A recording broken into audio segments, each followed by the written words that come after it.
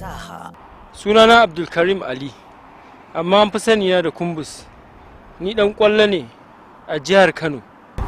Shin kana da sha'awar fita wata ƙasan ne? Ina da sha'awar fita turai na yi football, kamar irin su Turkey, Spain, Germany, saboda yawanci irin football din da suke shi nake sha'awar yi. Kuma yanayin football ɗinsu akwai professionals, za ka koyi abubuwa. Yanzu wani mataki kake bi na ganin ka cika wannan mafarkinka? Burina dai in samu in ganni a wannan stage din, shine matakin da nake so na ga na taka. Akwai agents da suke ɗaukan 'yan kwallo su kai su ƙasan waje. Shin ka taɓa tuntuɓan ɗaya daga cikin agents? Gaskiya ban taɓa tuntuɓa ba. To menene dalilin? Dalili shine yanzu agents din ne suna da yawa, kuma akwai wanda ba na gaskiya ba ne, kuma ba za ka iya ganewa ba. Wasu wahalar da kai za su yi ba za su kai ka ko'ina ba, amma ni fata na samu wanda zai taimaka min. Akwai 'yan kwallo nan irin su Ahmed Musa da dai sauransu. Shin ka taɓa tuntuɓan guda ɗaya daga cikinsu? Gaskiya ban taɓa tuntuɓa ba, saboda babu ma daman da za ka tuntuɓe su. Amma ina fatan wannan ya zama damar da za su samu su gani, su taimaka. Yanzu da za ka haɗu da wannan agentin ko kuma shi Ahmed Musa, wani tabbaci za ka iya bashi na cewa za ka iya aikin da za a kai ka waje, kuma za ka yi aiki mai kyau, ba za ka ba su kunya ba? Tabbas in na haɗu da agent na gari ko Ahmed Musa, ba zan ba shi kunya ba. Zan yi abin da ya kamata, in ma gwadawa ne za a yi a kai ni gwada. Dan ina buga attacking, in ka ga dama ka sani midfield ma zan buga ma. Ni ina da assurance zan buga, confidence ne abin.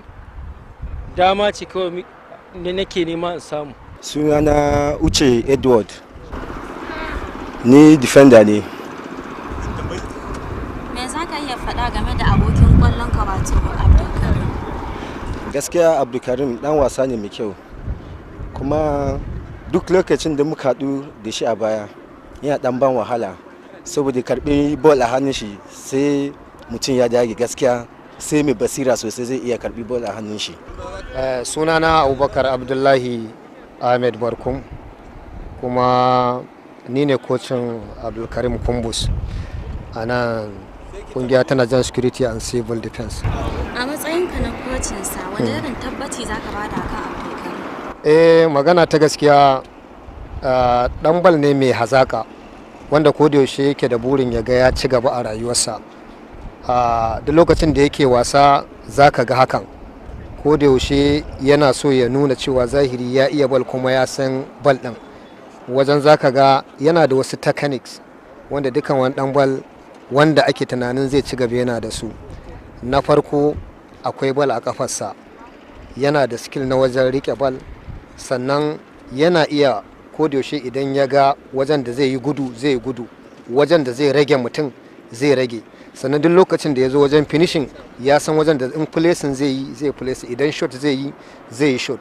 So yana da aggressive, sannan yana da zuciya, sannan ko da yaushe yana so ya ga ya sa a ransa cewar ba ma shi a karan kansa ba, a team din da yake tare da su yayi nasara.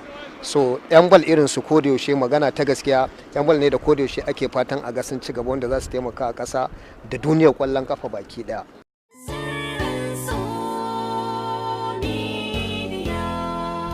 Duniyar fasaha.